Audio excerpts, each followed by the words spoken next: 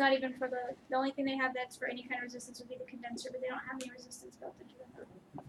That's why most of the time the coil usually burns up when it gets too hot. So that's also a downfall of this system. That's one thing that could happen. Okay, so the high voltage is enough to break down the dielectric air gap between the distributor rotor finger and the distributor.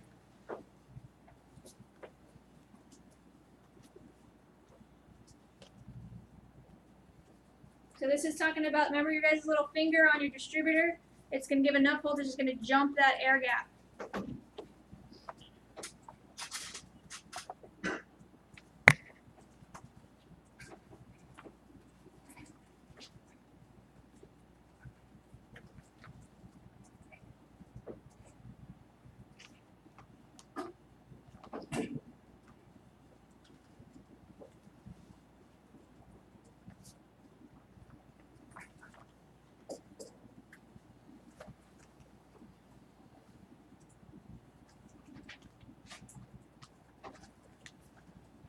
Basically just telling you it's going to give enough voltage to give you a spark.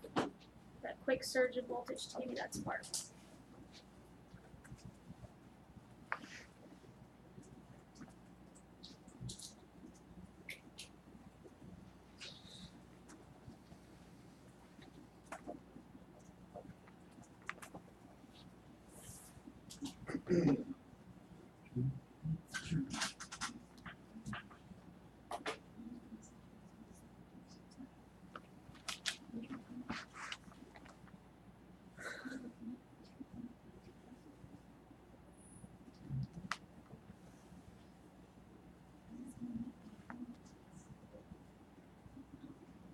But it's still a substantial amount versus the first primary.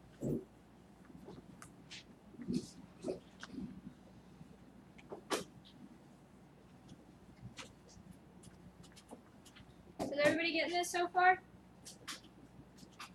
Would you tell me if you weren't? Probably not. Okay. It's working just like the magneto, so it's pretty. After we've wrapped our head around the magneto, this is pretty much the same thing. It's just it's operated by a battery versus having a magnet in there.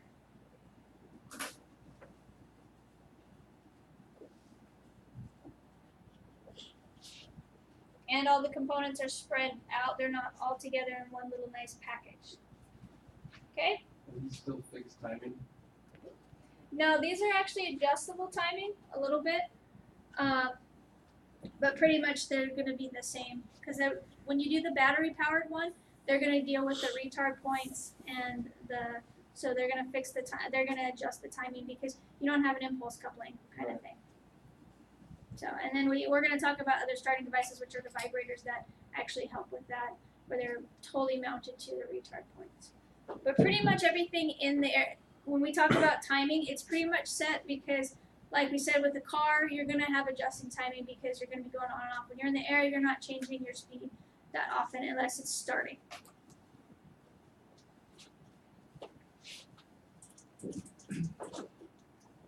Okay. Everybody have that down? Yeah. Okay. Once the spark starts, it will continue conducting current at a low voltage value. This will happen until the magnetic field is drained from the coil. So it's just like analogy that I've heard is when all this voltage is rushing, somebody throws a bucket of water on you, the first initial hit is going to be huge, but you might feel drops afterward, right? Those are what they're talking about, that low voltage, until that field is completely drained. But the initial hit is going to be huge, just like when you get thrown a bucket of water in your face. So it's like the showered sparks. Like the shower sparks.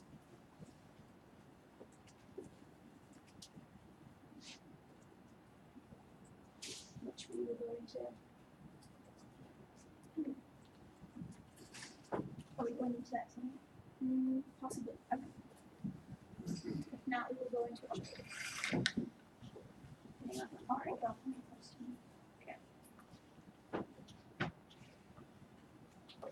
Yeah, that's coming. Shower sparks is coming. Just probably not for this class.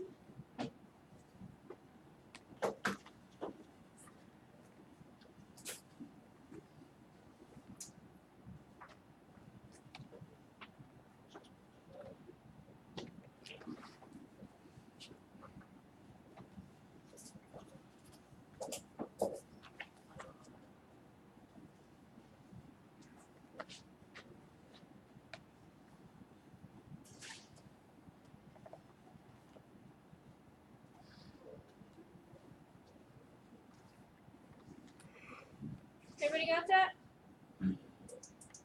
Take that as a yes. Okay.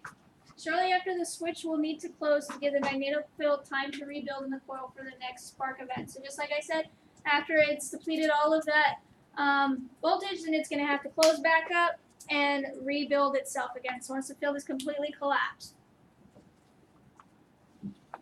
So I had a guy ask about variable timing, different timing. Right here. Part of this will come when we talk about impulse couplings, but that rotating plate is on the distributor. You actually have to shift the whole distributor housing around the cam. So it's still moving, but the cam stops, just like it does with the distributor or with the impulse coupling, how it locks it in place just long enough or it builds up and then it kicks right back. That's basically what they're talking about. But most of these aren't adjustable timing. They're all set.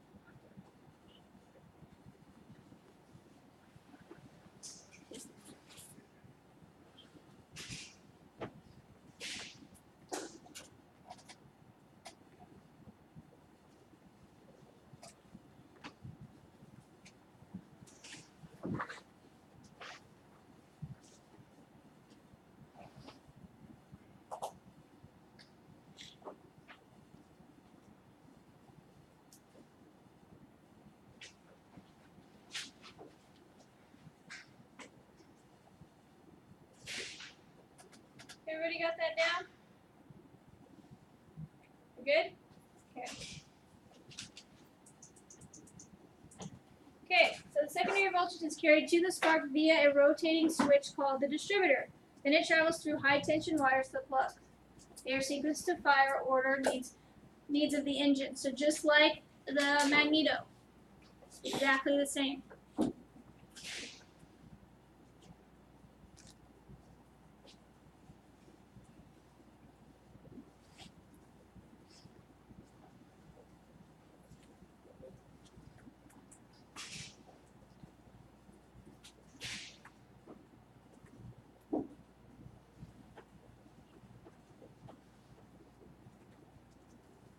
And the sequence to the firing order needs of the engine. So whatever the engine firing order is, that's what you're going to set it to. That's what the distributor is going to do.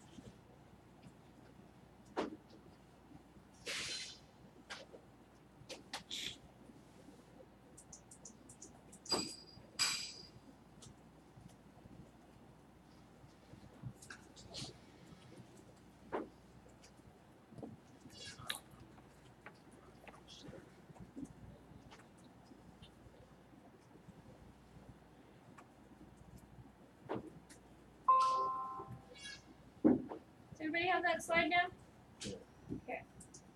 Okay. This extremely high surge in the coil causes rapid oscillation of voltage and current. This can damage the engine contact points. A condenser is installed as a parallel path to ground, same as a magneto, for the same reason.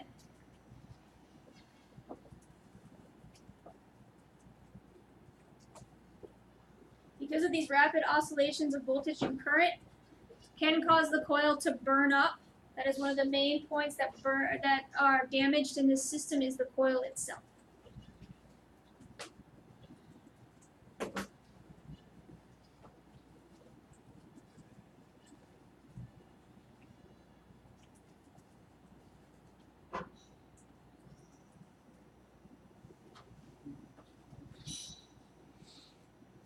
Everybody remembers what the condenser does?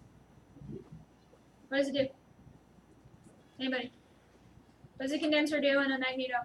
Prevents the spark from jumping the gap. From sort of Uses little Prevents pitting and erosion of the breaker contact. How does it do that? It provides an alternate path when the contact's open. It has less resistance than the air gap. So then it will go back to that path to ground, correct? prevents arcing of the points, right? You said spark, so I got a little confused. Sorry. Sorry. It's alright. So these things are things you're going to need to know, like what the condenser does. I think you guys pretty much got this because we've already talked about magnetos. The only difference is this one's powered by a battery and not a magnet. And it's spread throughout the engine, not just in one spot. Okay, does everybody have that down? Yeah? Okay. Okay. So this drains the primary voltage oscillation to ground, preventing high current arcing across the points. It is imperative that the capacitor be balanced with the primary coil current and the supply voltage.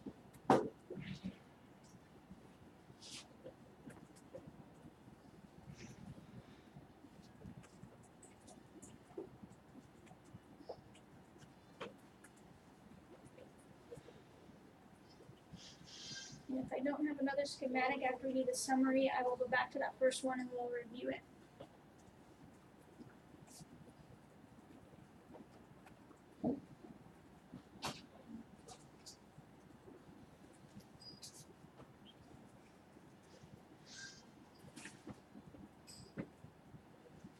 It's a condenser wired in series or parallel with the points. Parallel.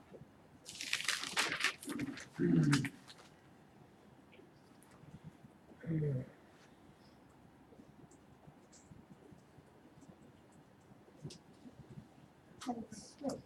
switch the condenser points are on.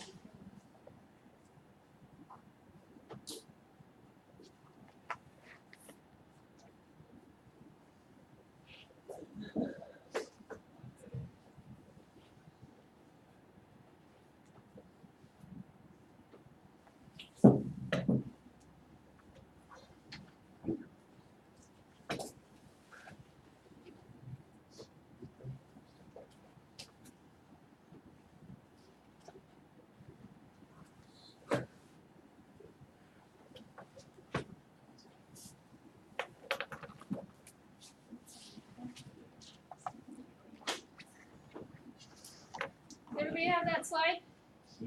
Okay.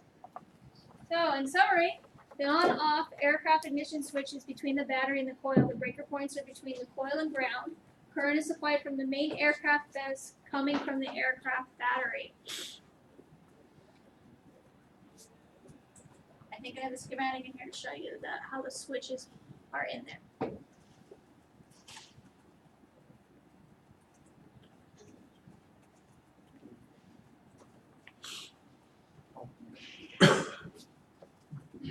Is that AC as an alternating current?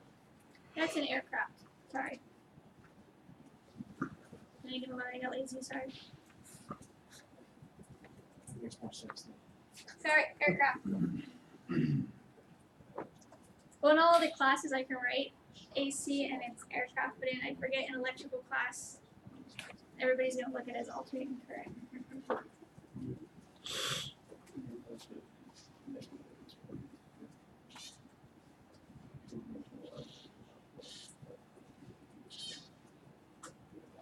So the current is supplied from the aircraft bus coming from the aircraft battery.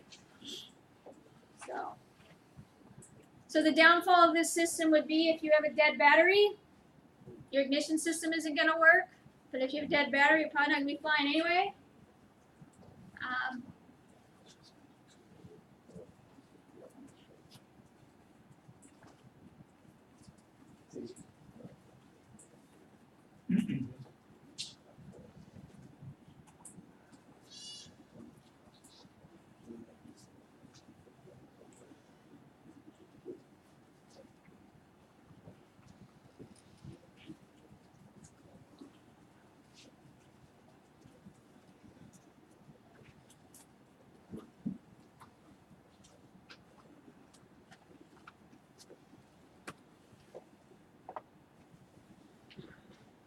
So we're talking about the battery versus the P-lead. So the P-lead, what does the P-lead do in the system? Grounds it, right? In this system, that's not what the battery does. It actually gives power to the coil. So it gives power to the coil versus going to ground. Because you need to put power onto that coil to get it to, when the point's open, to collapse the field. So it's going directly to the coil. Just to mess you all up, sorry.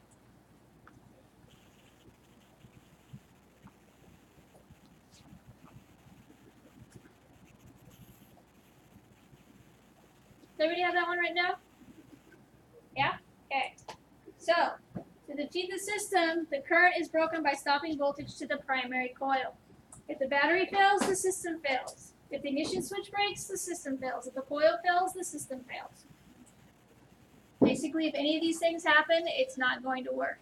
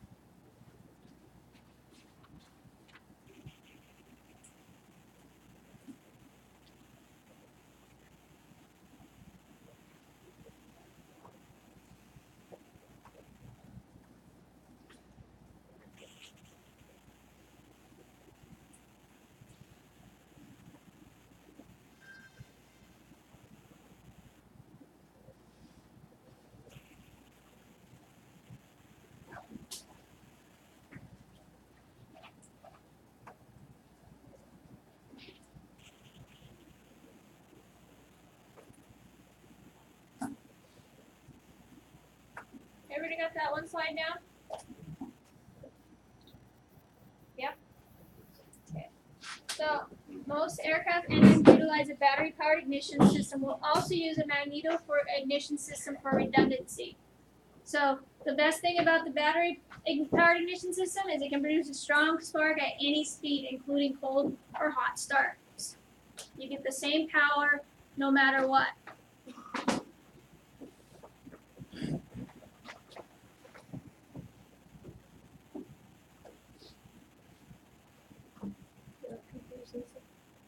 So you could use that until you reach the coming in speed to the magneto?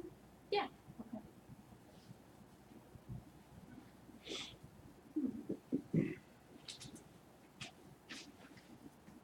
But basically they're just used for redundancy.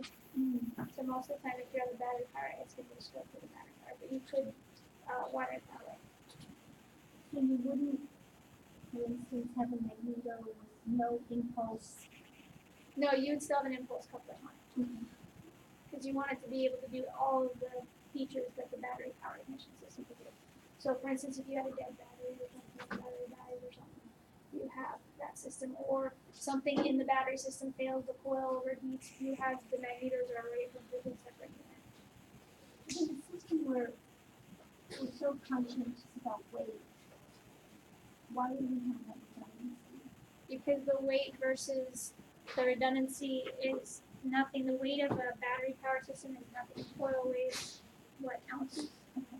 So the magneto itself are heavy, but when you start thinking about the ignition, the battery powered ignition system, it doesn't weigh that much. Does everybody have that written down? Not yet.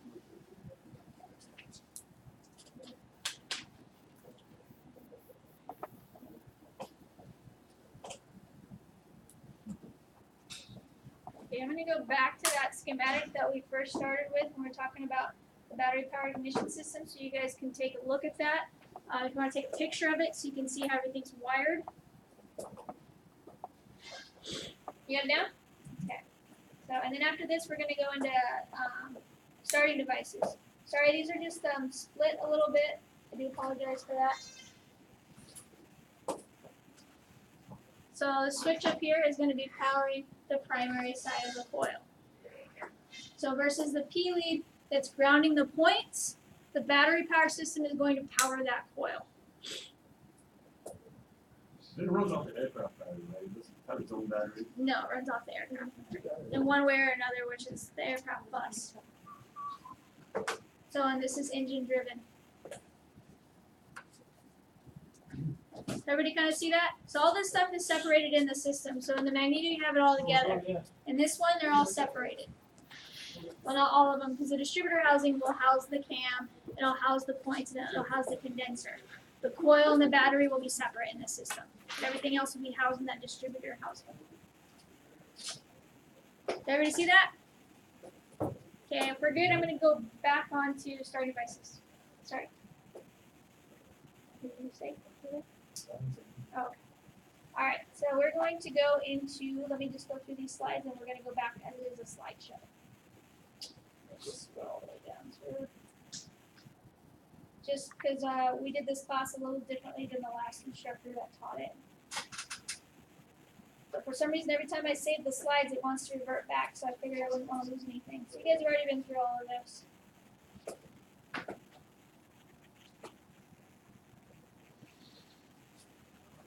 I do apologize, sorry.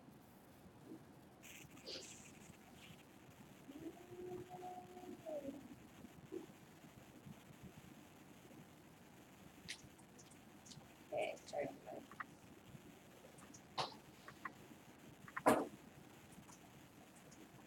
Okay, there are several different types of units designed to assist in engine starting. So we've already talked about one, would be the impulse coupling. We're going to go more into detail with that. But there's other devices out there that help with initial start. So the magneto doesn't operate efficiently at lower engine RPMs found during engine starts, which we already know. And one of the ways to fix that is with an impulse coupling.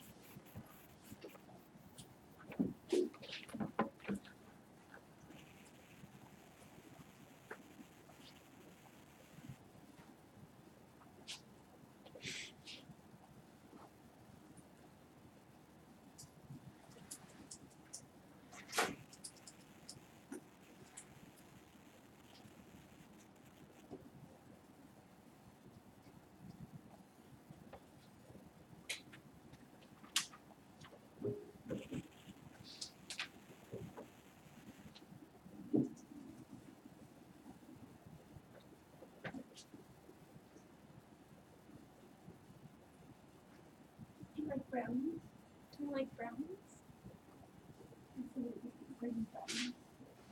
Do you like brownies? I know donuts are out. You can bring donuts for the class. I'm sure they would enjoy it. Donuts are not happening.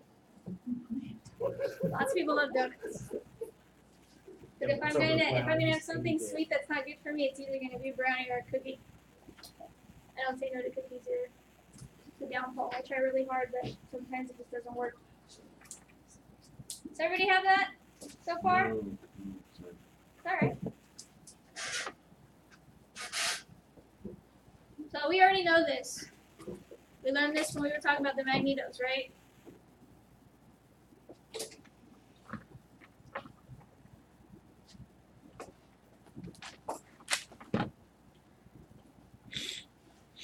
Long week so far? Isn't every week long, I guess? Yeah. want to utilize all your time. I had this 90-year-old man when I was a waitress at Denny's tell me if I was your age, I'd never sleep. It's like he'd probably be dead a lot earlier if he never slept, dude. Just have to catch up on your sleep. You catch up on sleep during the day? No, I'm dead. Oh, you're dead, you catch up on sleep. Yeah, but I might not make it there if I. Oh, you'll make it there. Well, I'll make it there a lot sooner than I want to. I used to do that when I went to university. I didn't sleep. I don't sleep very much. Okay, everybody have that written down?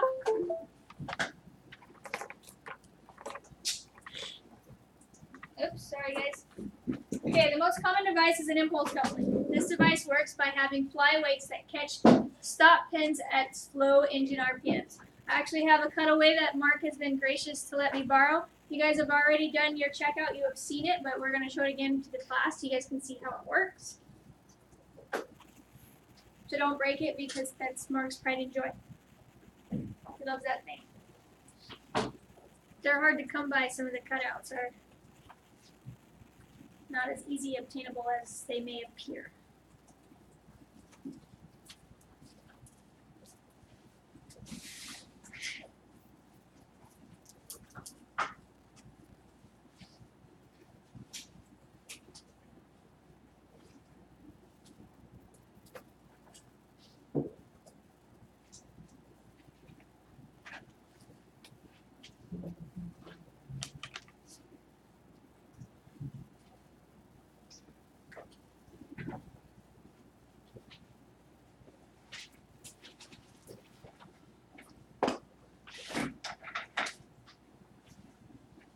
Everybody got that?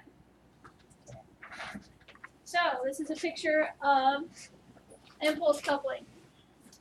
So when it's talking about these pins, it's these pins right here. So when this thing is spinning at slow RPM, it's going to catch these flyweights as they spread out. When it goes fast enough, centrifugal force is going to bring those weights in, and it's going to bypass those pins. What those pins are going to do are going to stop the cam from moving momentarily, or the magnet, however you want to look at it, to give it that, to hold it in there to build up the spring tension. You know that spring in there? There's going to be a spring in here. I'll show you guys the breakdown. And once it goes fast enough, it's going to lock it, it's going to kick it back and give it that quick jump so we can get that spark going. I'll show you guys a picture of it. But this is what it looks like when it's all together. But the pins, it's talking about these pins and the flyweights. And I'll show you in the cutout when we spin it what it looks like once you see it. I'm sure all the guys who've done their checkout are like, oh, that makes perfect sense. Get it? No? I know you did your checkout, so I'm looking at you. You get it? Okay. Supposed to give them confidence. I know you guys have done your checkout. Okay.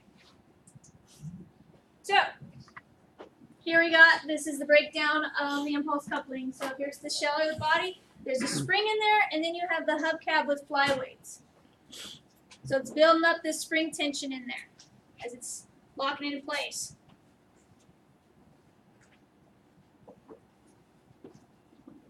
Everybody see that? So excited today. Okay. The stop pins on the mag engage the flyweights on the coupling at slow speed. Coupling housing continues to turn, but the flyweights prevent the magneto shaft rotation.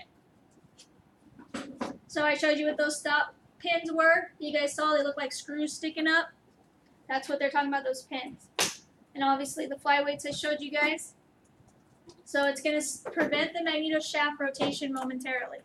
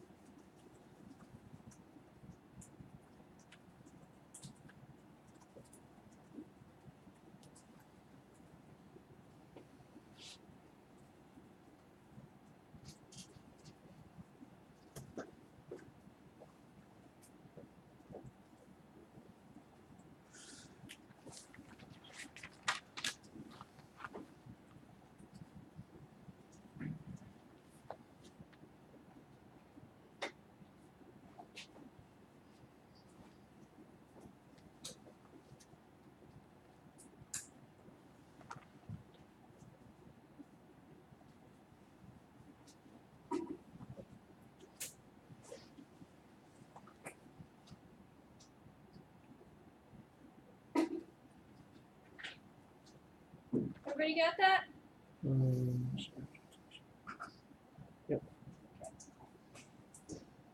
Okay.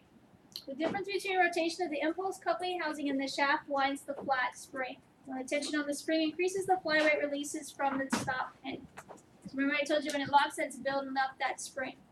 So it's going too fast, it's going to break out of those stop pin.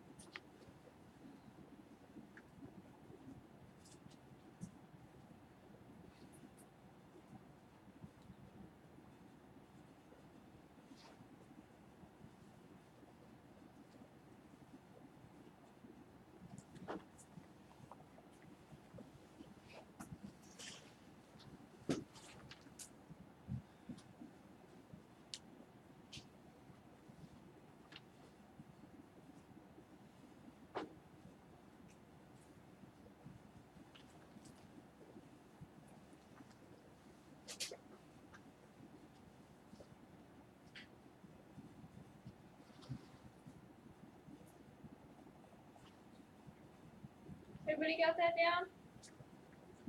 Good? Okay. Okay, this allows the magneto shaft to momentarily spin at a high rate driven by the spring. This holds the spark to the required spark advance and gives the magneto a momentary high speed spin.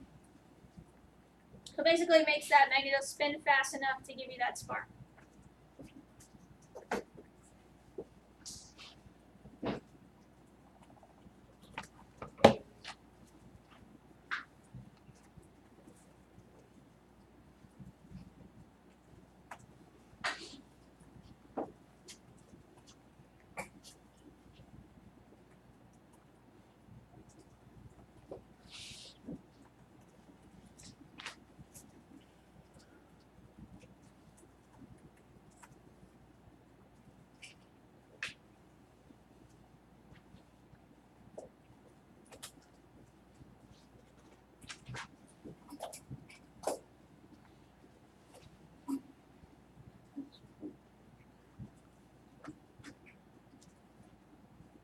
Does everybody see that?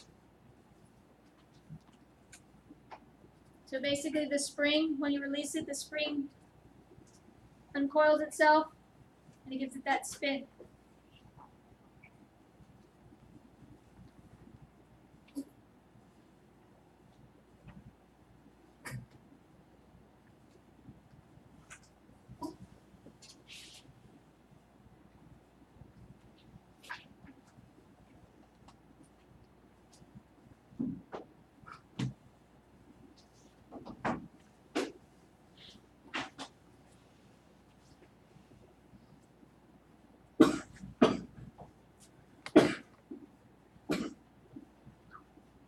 Everybody got that down?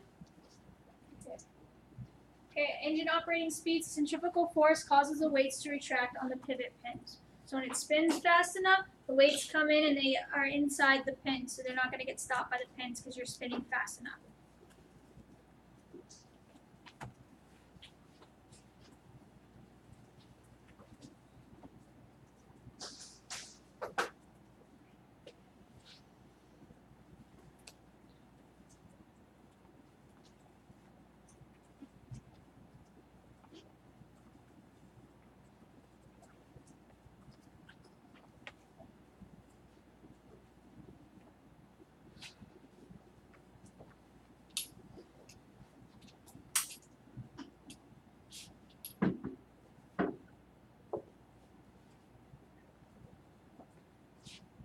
Everybody got that down? Yeah? Okay. So here's another picture of what we were already talking about. So I'm gonna switch over to the camera so you guys can see what it looks like under the camera. So anybody who didn't get a picture of that the first time, they want to take a picture of it now. So these are the parts we've been talking about. Let me see if I can get this thing to go over without causing too many problems.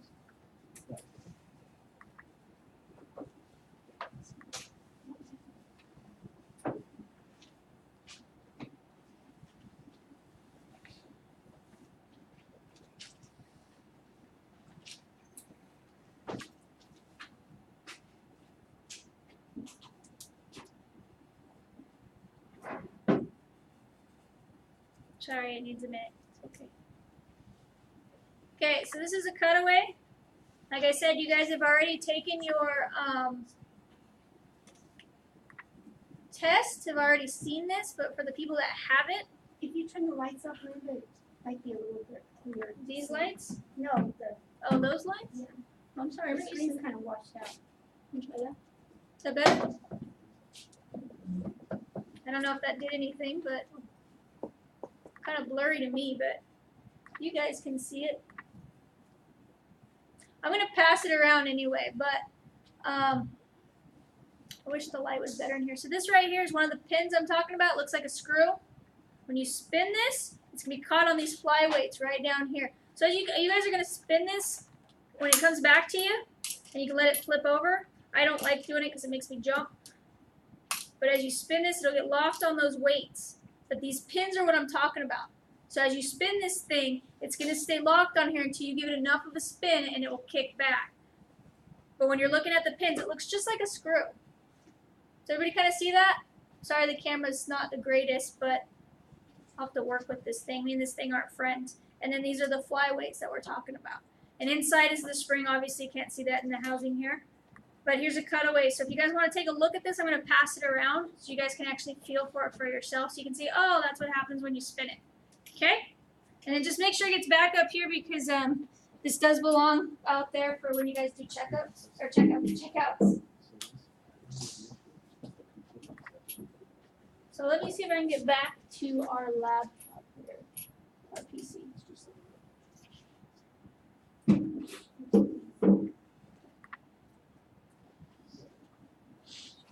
Wow, that's a lot quicker than I thought. Okay, so you guys can take a look at that. Totally makes sense once you spin it. Some things it's easier to visually have it in your hands than for me to talk about it. But that's the impulse coupling. Does everybody get that? Okay. So, like I said, this is a cutout, or this is like a diagram of it, but I think that holding that in your hand is going to be a better depiction than this. But here's the pins. As you're spinning around that spring is building up in there, and then it gives you that kick, and it goes right past the pin. Has enough force. Does everybody kind of see that? It's awake? Okay. All right, any questions about the impulse coupling?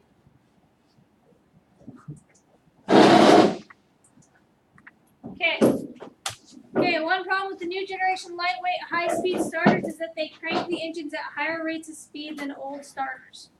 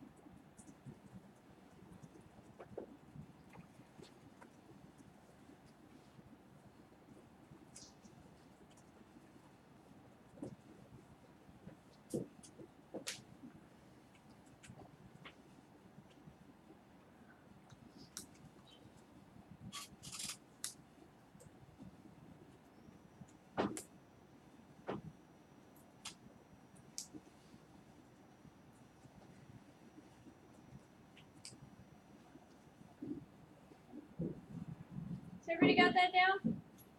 Okay. Okay, so the magneto may turn too fast, generating a spark too early.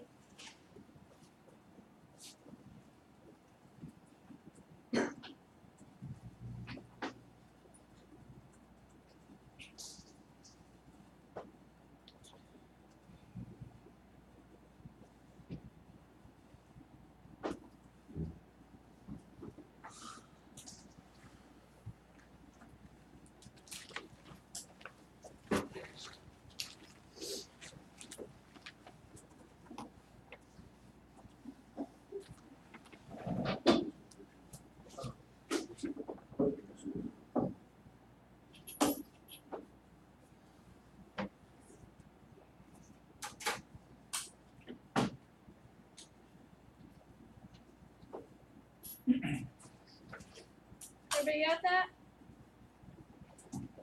Okay.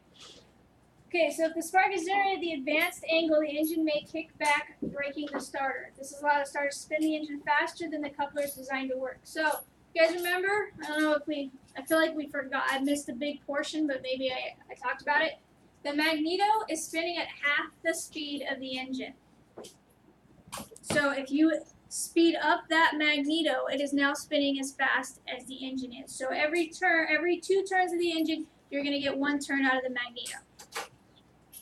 So if you advance that, it's going to be going too fast, and that spark is going to hit before it hits top dead center, and it's going to want to kick back, which happens not often, but it does happen. And the coupler isn't designed to work at that fast, because you don't need it to work at fast speeds. Does everybody kind of see that? So there's a such thing as the magneto's spinning too fast. Yes.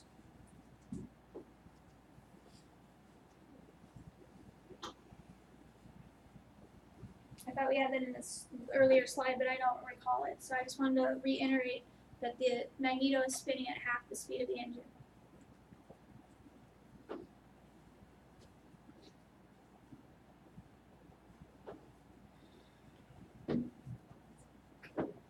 When you say kickback, do you mean like literally it goes backwards? It tries to run backwards. It tries to go back into sequence. The current hasn't passed TDC yet. So it's still coming up. And then it sparks and it kicks it back. Does that make sense? Mm-hmm.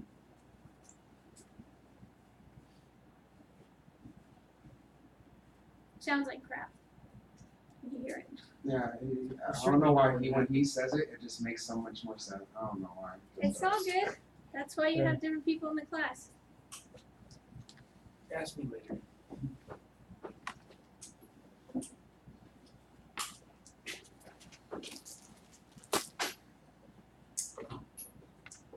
I was that way with Mr. Pink. Mr. Pink would say something, wasn't sinking in. I had a smart guy in my class. He would say, "Linda, this is what he's saying." I'm like, "Oh, well, why didn't he say it like that?" He's all, "He just did. You just are." I was like, "What?" So I don't take offense to it. I understand everybody learns a little different. Everybody got that down? Yes, question. Yes. I'm looking at our manual for the S200. Yes.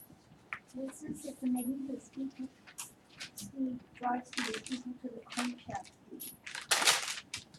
For 4-cylinder and 6-cylinder, it's 1.5 times crankshaft speed. I'll look at that a little later and we'll go through it so I can see the manual. But for your purposes, go off of what I just, but I'll look at the manual and we'll talk about it. Okay, so everybody got that?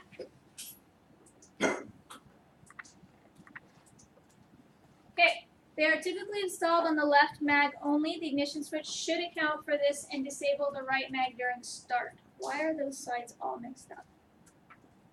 So this is talking about the impulse coupling.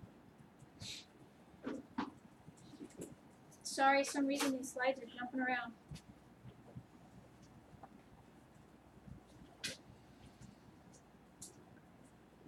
So we only need this on one magneto. And when you guys are starting an engine, when you guys switch to start, it's disabling that right mag and only running on the left for that momentary moment. because then when you release the starter, it goes back to both. But when you turn it all the way, because you go past both to turn the switch on. Is that correct? Because you're looking at me like I'm crazy. So there's an on, left, right, both, and then there's a start. What the start does is it will ground the right, and you'll be running on the left. Just for that momentary start. Because when you release the starter, now you're running on both. Does everybody understand that? Really like to having my slides because they weren't like this before. I'm sorry. Everybody got that down? The wonders of technology. Right? Some engines start requires only to start, which I just said.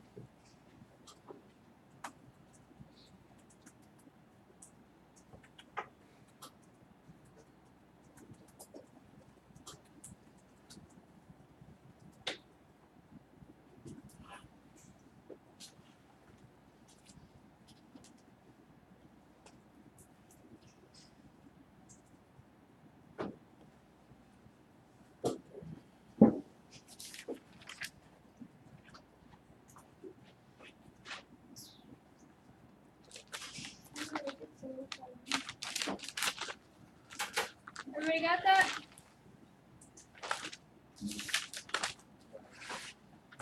Okay.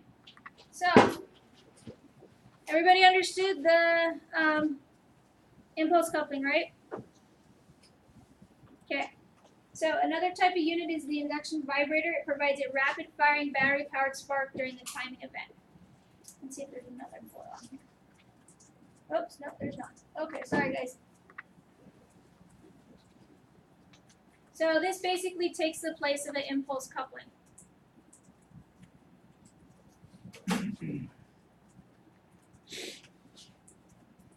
And I actually have a couple vibrators up here if you guys want to take a look. During lab, we've actually taken them off their housing.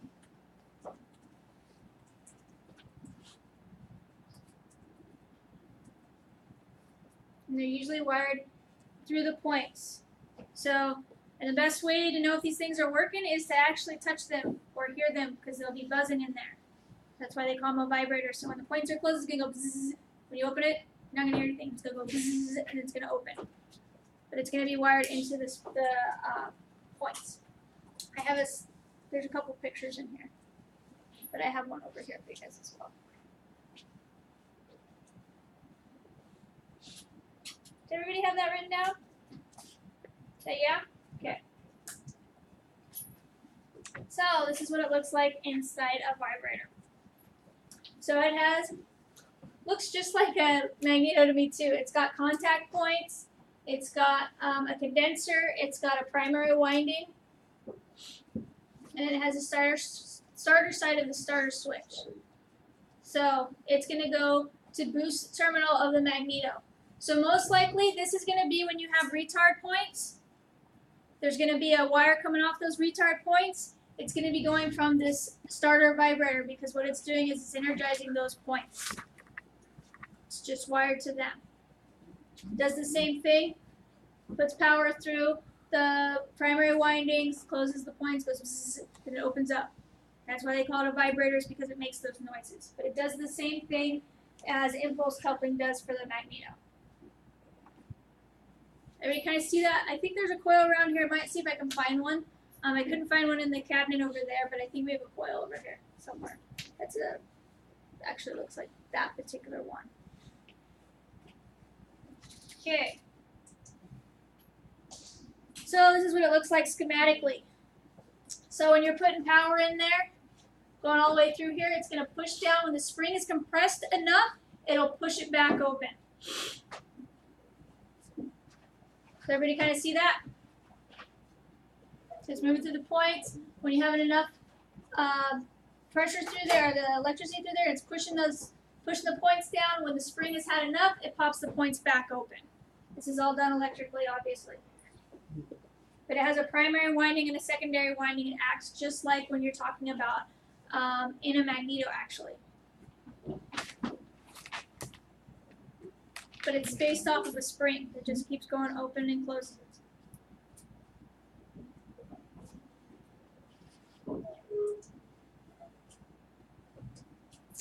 another one. This is actually, I have one here. You guys can actually take it apart, kind of see how it does. This is it's got a coil in there. It's got 2 coils in there. It's got a capacitor just like your guys' magneto does. So I'll pass that around, but that's another schematic out of the thing you guys can't access, sorry. I'll pass that around that way so you guys can see what the vibrator looks like.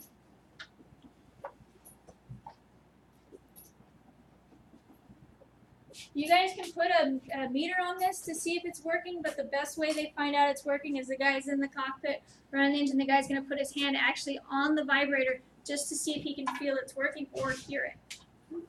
Because you can feel it moving in there. You can feel it vibrating.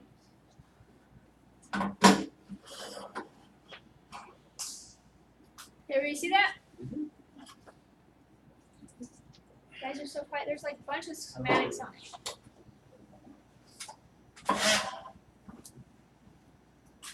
So this is just another schematic of the same thing we've been talking about.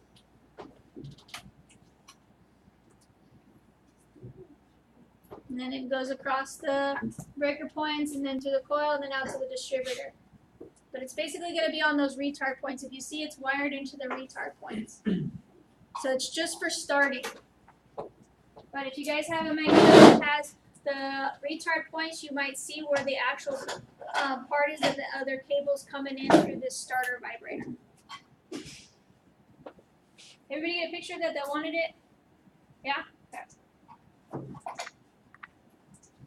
Okay, the Bendix S200 series use an additional spark retard breaker assembly, basically an extra set of points. This keeps the additional battery-powered ignition vibrator circuit. So like I said, you'll see a circuit coming off of that. You won't see it on your magneto, but there is a place for it to come wired in to the retard points.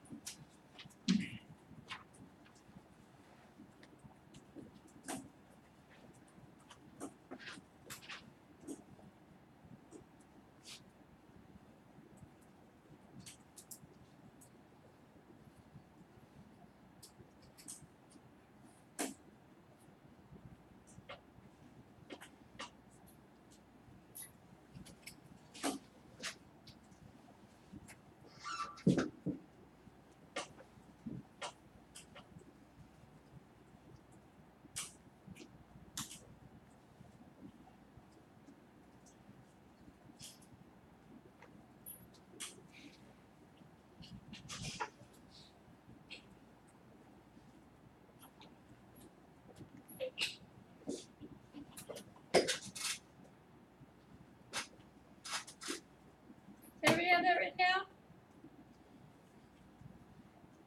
Good? Okay. Okay, this causes the ignition timing to occur late at low engine RPMs near top dead center, allowing reliable starting as long as the engine or the ignition vibrator works. So remember we talked about these points that they're going to retard it. It's going to be closer to top dead center when it sparks. You guys remember that when we were talking about magnetos? Yeah? Okay.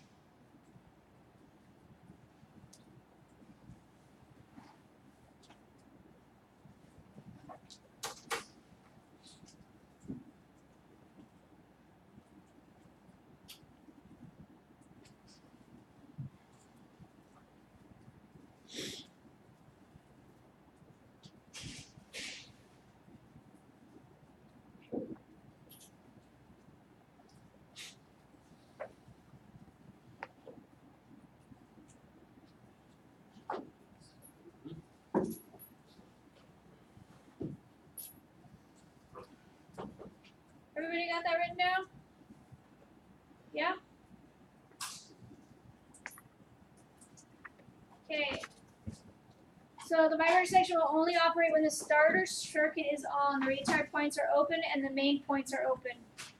Power comes to the starter circuit, and the other 2 points will ground the vibrator.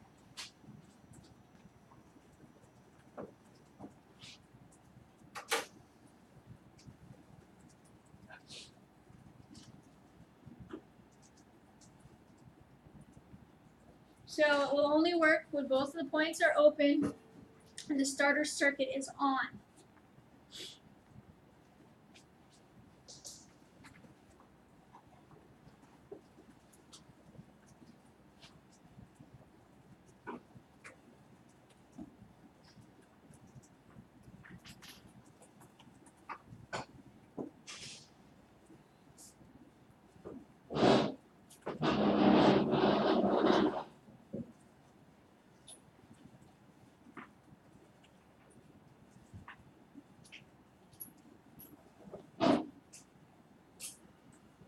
So did everybody understand that?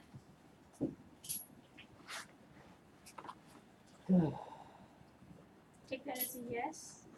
Not Yeah. really, but that's okay. You don't understand that? Well, I'm just writing notes the whole time. That's about it.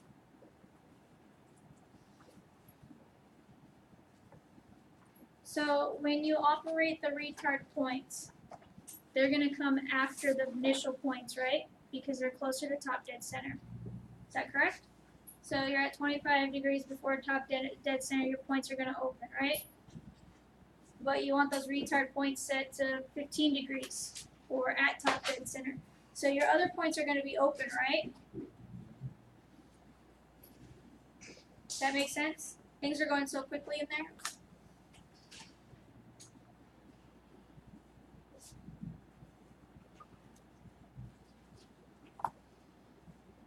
So once those points close, it will ground the vibrator.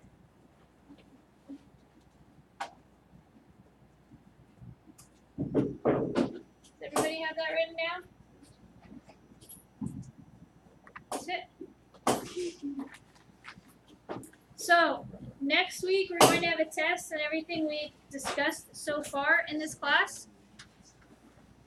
So from the first time you guys took notes, so that's probably week 2 because week 1 we didn't have any slides until today, all the way through today. Can you give us any examples of what kind of questions you're gonna ask?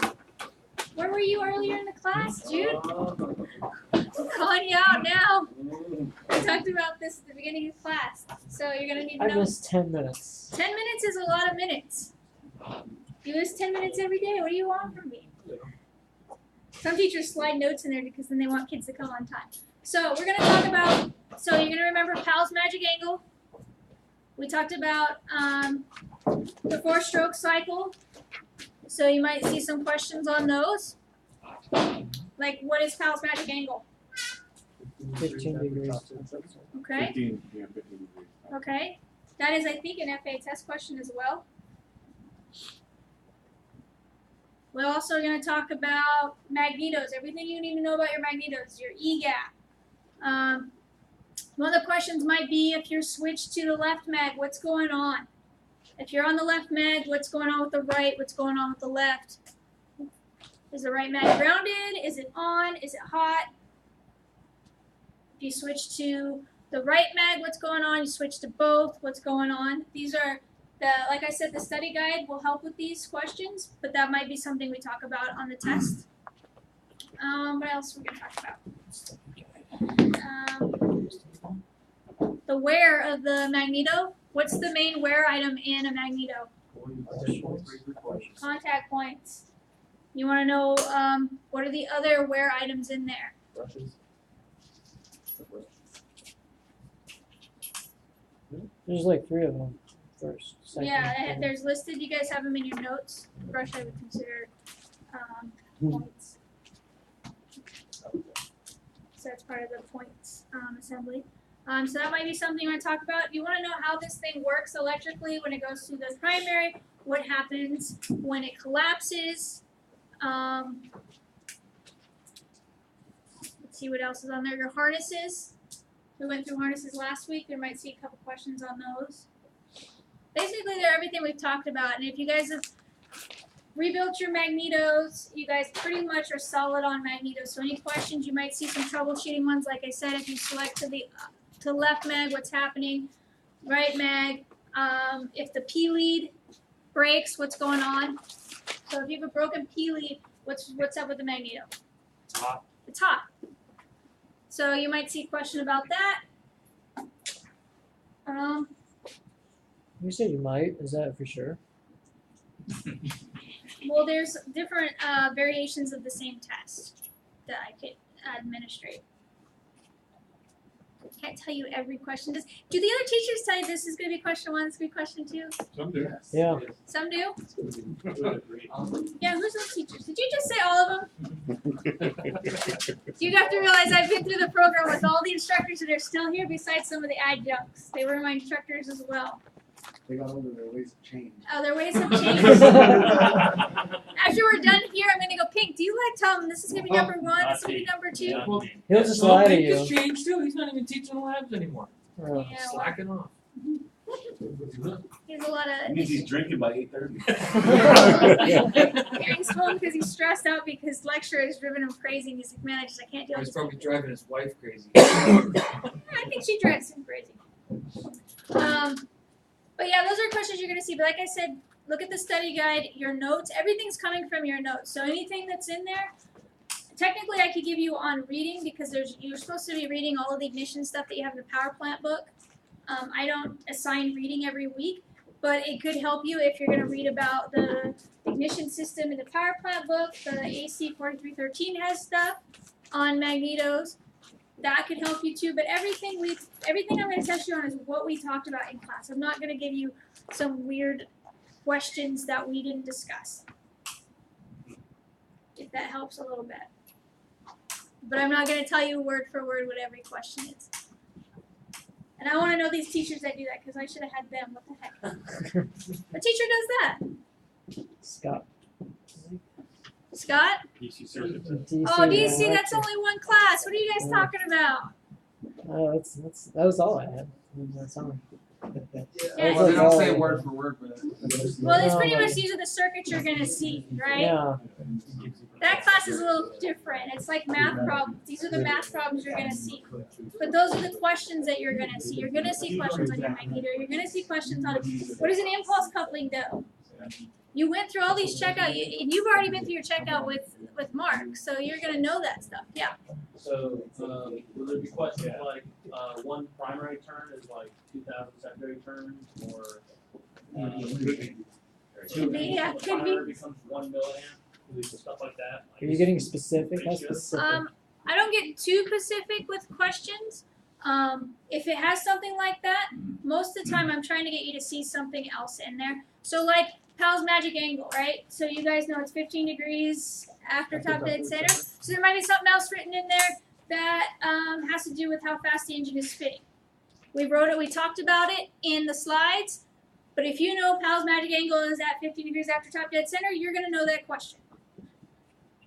There might be other stuff thrown in there, word for word, what's on the slides. I've noticed in the past, even if I tell you point blank that this is this, if it's not worded exactly like the slide, someone's going to say, well, it's not like it is on the slide. So they're going to be pretty much like that. You guys should, if you, like I said, if you guys have done your magneto, shouldn't be too difficult. And like I said, go through the study guide. The only questions that are going to be kind of weird are going to be the ones that come from the study guide because of the way they're worded. You may not like the way they're worded, but that's how you're going to see them when you take your test. My individual questions that are added in there are pretty point blank. Like, what are the main primary wear points in a magneto? You guys tell me points. What's the second? Just multiple choice. Yes.